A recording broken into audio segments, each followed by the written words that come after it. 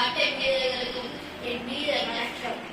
நமது நாட்டுக்கு எப்போதும் சுதந்திரம் வந்தது என்று கேட்டால் நம் குழந்தை கூட விடை சொல்லுவேன்.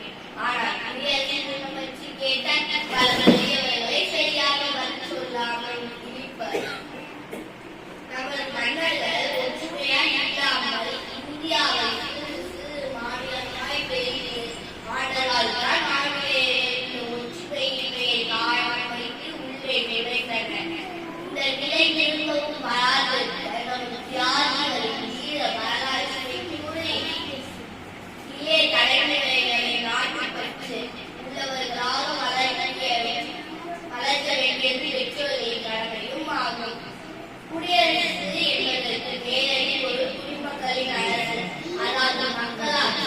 மக்கள் தங்கள் விருப்பத்திற்கு ஏற்ற தேர்தல் மூலம் தங்களுடைய தலைவரை தேர்ந்தெடுத்து அவர்கள் ஆட்சி செய்வார்கள் குடியரசு நாடு.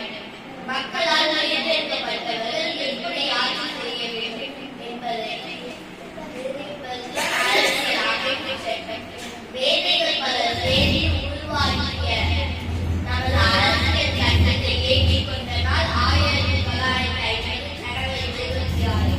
உண்மையான மக்கள் குடியரசு தினத்தின் நாளை கொண்டாடும் வேலை நம்மில் எத்தனை பேர் உண்மையான மக்களாக இல்லை என்பதை ஒரு கணம் எண்ணி பார்க்க வேண்டும்.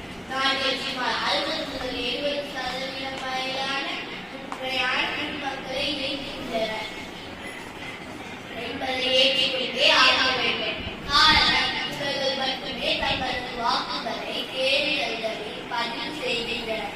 ஏனையோ அந்த நாளை உல்லாசமாக கழிப்பதை நாட்டம் காட்டியிருக்கிறது.